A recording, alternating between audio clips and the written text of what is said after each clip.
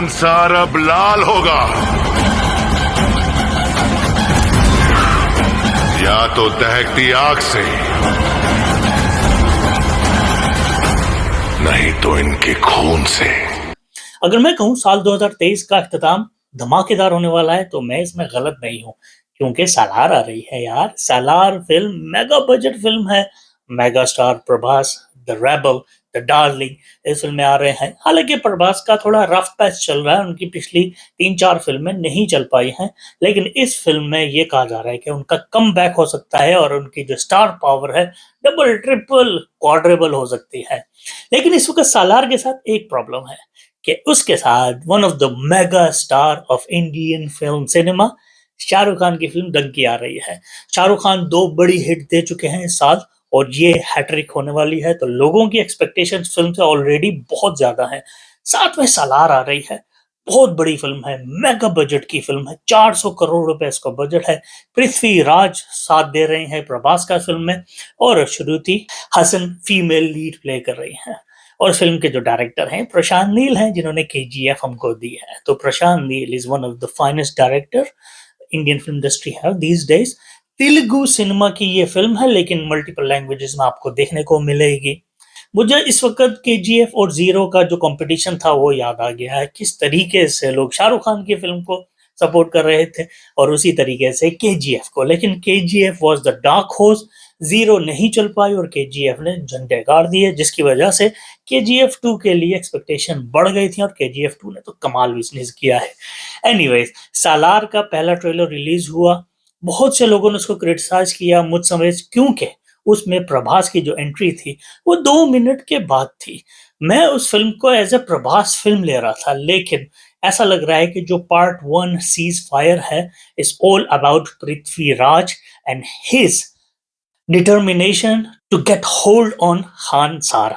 तो खानसार पे कब्जा करने के लिए वो अपने भाई जैसे दोस्त प्रभास को बुलाते हैं और उसके बाद आपस में उनकी दुश्मनी कैसे बनती है उसके ऊपर ये बेस्ड फिल्म है। पहला ट्रेलर इतना खास नहीं लगा था, क्योंकि टीनू आनंद ने कहा था कि तुमने टाइगर भी देख लिया, तुमने शेर भी देख लिया, अब जमाना है डायनासोर का। तो हमें डायनासोर नहीं लगा था, भीगी बिल्ली लगा था, टू बी ऑनेस्ट, क्योंकि जिस तरह से ट्रेलर काट के दिखाया गया था।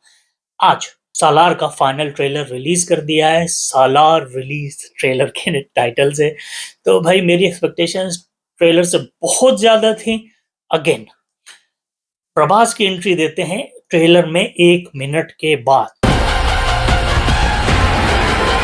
अबे वो अंधा है क्या, दिखाई नहीं देता? सॉरी भाई, मैं पीछे लेता हूं, एक एंट्री करनी है। सुल्तान जो भी चाहे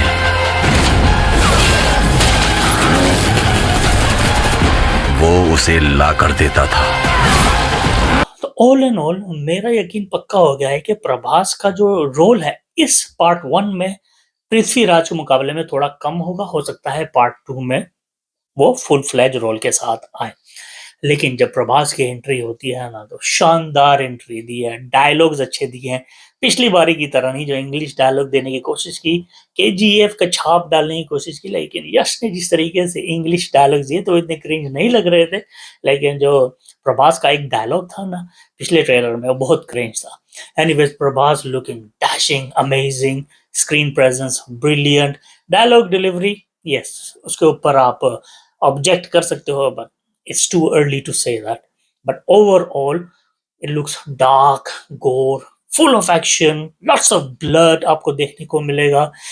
और प्रभास जब एंटर करते हैं वो जो बाइक वाला सीन है जबरदस्त, और वो जो सिगरेट वाला सीन है, साथ साथ जो तलवारें लेके घूम रहे हैं, तो भाई बड़ी धमाल होने वाली है। मगर ये ट्रेलर जितना मैं एंजॉय कर रहा था, मेरे जहन में केजीएफ घूम रहा था, क्योंकि सारा सेटअप मुझे केजीएफ ही लग रहा है।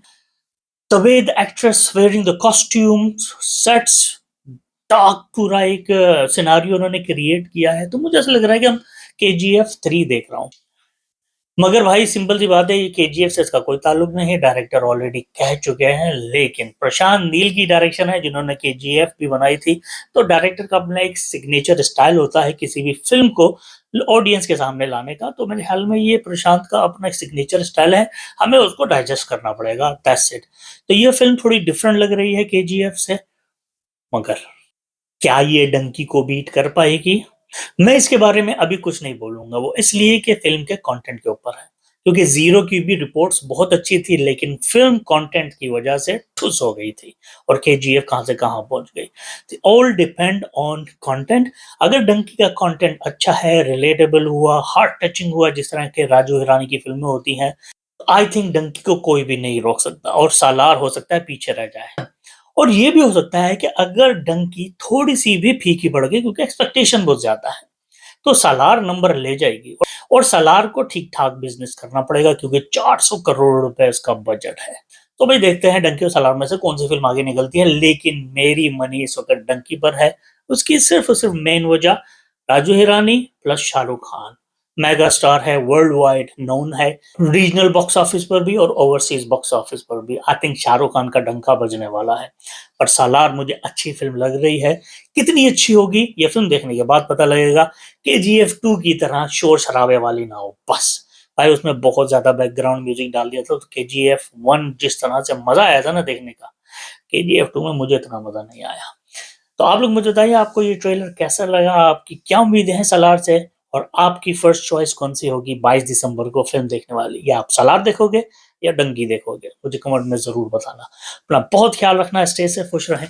अस्सलाम वालेकुम, गुड बाय।